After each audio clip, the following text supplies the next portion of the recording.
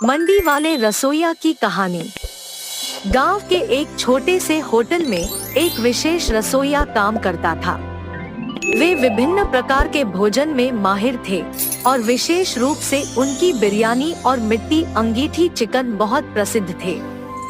गांव के लोग भोजन के लिए उनके होटल की ओर आकर्षित होते थे, क्योंकि वह पेशेवर तौर पर हमेशा कुछ नया और अनोखा बनाते रहते थे। समय बीतते बीतते उसे नए विचार आने लगे। उसे लगने लगा कि उसे अपने खाने की पेशेवरी में कुछ नया करना चाहिए। एक दिन उसके मन में ख्याल आया कि क्यों न उसे मंडी स्टाइल बिरयानी पेश की जाए। अगले दिन जब गांव के लोग खाने के लिए होटल आए, तब उसने अपनी नई विशेषता मंडी स्टाइल बिरयानी की पेशकश की।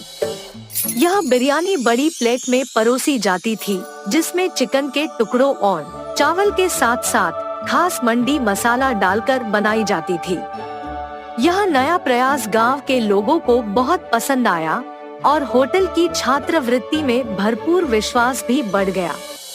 धीरे धीरे रसोइया के दिमाग में और भी विचार आने लगे, क्योंकि वह सिर्फ अच्छा ही नहीं बल्कि बेहतर बनना चाहता था।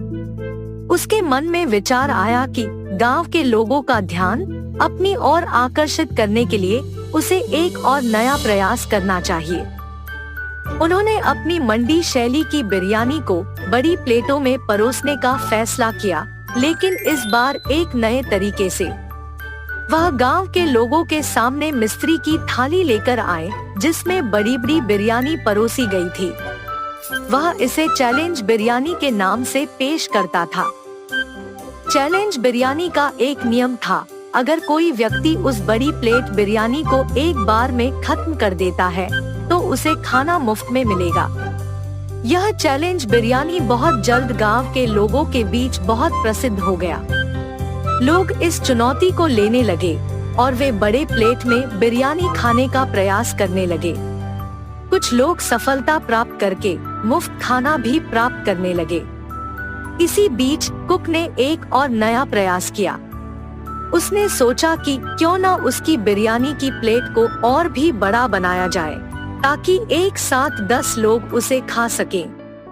वो इस नए प्रयास को साकार करने के लिए तैयार हो गए।